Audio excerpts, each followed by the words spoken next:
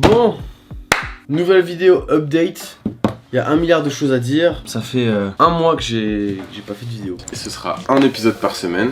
Restez jusqu'à la fin de la vidéo. Il y a une petite dinguerie qui est prévue à la fin. Let's go.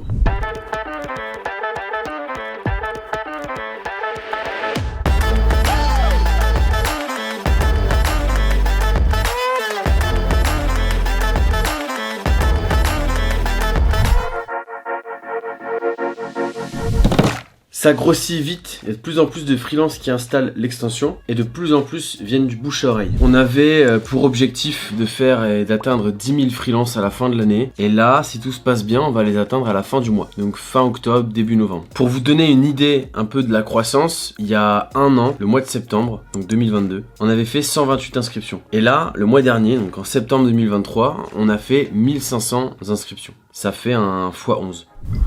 En vrai c'est ouf, on pensait pas du tout faire ces chiffres là à cette date là, donc on est super content. Ça prouve bien que l'extension répond à un problème, répond à un besoin. L'usage est en train de se démocratiser et c'est franchement que le début. En termes d'acquisition, on est très présent sur LinkedIn et aussi on investit pas mal sur de la création de contenu et on sponsorise des vidéos et du contenu fait par des influenceurs dans la tech et principalement sur LinkedIn. On va essayer d'aller aussi un peu sur Twitter. On verra si ça marche. Côté client maintenant, on est à 6K de MRR pour 18 clients payants il me semble. On n'a clairement pas assez de leads au quotidien pour maintenir le rythme qu'on voudrait avoir, c'est-à-dire 3 clients signés par mois. On a aussi clairement pas assez de ressources en interne. Aujourd'hui c'est moi et Paul qui faisons à peu près tout en termes d'opération. Donc incluant le sales, le closing, l'acquisition client, etc. Et le problème c'est qu'on fait tout aussi à côté. Moi je fais du marketing, de la com, de l'admin, du légal, de la finance, je fais absolument tout. Paul est sur pas mal de sujets aussi, même s'il est plus principalement sur de l'acquisition freelance. Donc il y a un vrai besoin de structurer un process sales. Et donc là on est en train de recruter nos premiers profils en sales et surtout en full time. Parce que ça va être vital d'avoir quelqu'un qui s'occupe de ça H24. En ce qui concerne la levée, on va procéder un peu d'une façon différente. On va toujours lever, mais on va pas lever le même montant et sous le même format. Je m'explique. L'idée avec Pilot aujourd'hui, c'est d'aller financer une croissance, on va dire, naturel et un développement naturel. On avait soit la possibilité de faire comme beaucoup et comme j'ai déjà pu faire, c'est-à-dire de lever pour ensuite monter toute une équipe et partir du principe que on va réussir à rentabiliser ces investissements. On avait prévu 70K de charges post-levée, donc avec principalement des salaires. On était monté, je pense, dans les hypothèses à 11 personnes dans l'équipe, en temps plein, en salarié. Là, ce qu'on aimerait faire et ce qu'on voudrait faire, c'est plutôt investir prioritairement dans ce qui va nous rapporter de l'argent, c'est-à-dire du sales, construire une vraie machine commerciale et builder et développer la boîte de cette façon, avant de vraiment aller dépenser des salaires à tout va dans le produit, dans la tech, etc. C'est quelque chose qui peut se faire assez rapidement, mais en tout cas, avant de lever des grosses sommes et de dépenser, de burner notre cash dans des équipes, dans le produit, dans la tech, etc., on va plutôt essayer d'aller investir dans du sales, se rassurer que la machine commerciale fonctionne, s'assurer un certain nombre et un certain pool de clients, de s'assurer et de les bloquer, pour ensuite commencer à investir un petit peu plus dans la tech en prenant des développeurs et des profils en produit.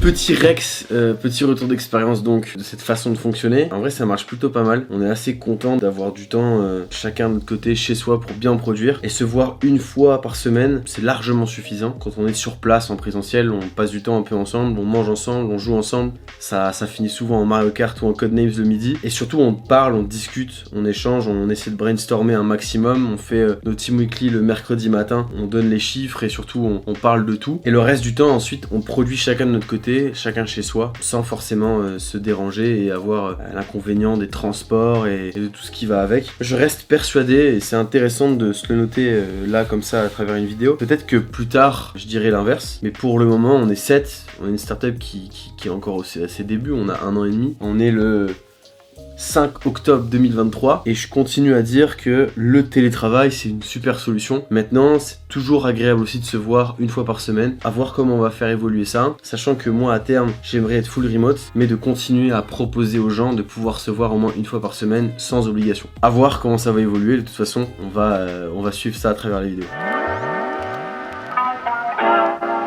Bon, sinon, dernier sujet de la vidéo, je vous ai dit qu'on allait parler d'un petit sujet à la fin de cette vidéo. J'en parle rapidement ici et puis j'en ferai certainement une autre vidéo plus longue et sur laquelle je m'attarderai un peu plus sur ce sujet. Mais c'était important pour moi d'en parler ici. On a vécu quelque chose et on essaye à travers ces vidéos, à travers cette chaîne, de vous expliquer un petit peu tout ce qui se passe dans le développement de cette startup, de façon à ce que vous puissiez aussi apprendre en même temps que nous. Et il s'est passé un truc assez dingue, c'est qu'il y a 3 mois, donc fin mai, on a été mis en demeure par une plateforme de freelance française qui est très connue ici en France, que vous connaissez certainement tous, pour concurrence déloyale, pour parasitisme et pour tout un tas de choses. C'est quelque chose qui nous est tombé dessus fin mai, qu'on n'a pas pu trop divulguer parce que c'était pas vraiment recommandé. Donc on a pris un cabinet d'avocats, on a essayé de se défendre comme on pouvait. À l'heure d'aujourd'hui, le souci est réglé et on s'en sort plutôt bien.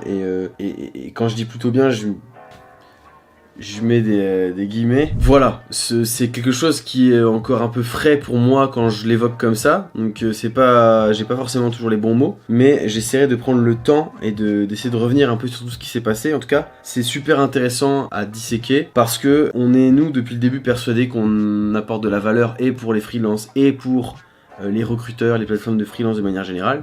Et on se rend compte qu'en fait on n'est pas forcément toujours, en tout cas ici on n'a pas été les bienvenus, on est un vrai risque pour eux. Donc voilà, c'est assez intéressant de réfléchir à ce sujet, parce qu'on est en plein dans l'innovation, on innove sur notre marché, on apporte un nouvel usage aux consommateurs, et on se rend compte qu'on gêne certaines, en tout cas là une boîte en particulier, sur l'usage qu'on propose. Donc ça va être super intéressant de suivre et de voir comment ça évolue. En tout cas, nous, on est persuadés de faire le bien par ce qu'on fait. En tout cas, on va continuer d'essayer de le faire du mieux qu'on peut et d'avancer avec le marché et d'avancer avec les acteurs qui nous entourent, parce que c'est grâce aux freelances, mais aussi grâce aux plateformes et grâce aux cabinets de recrutement qu'on existe et qu'on puisse comme ça apporter de la valeur aux freelances.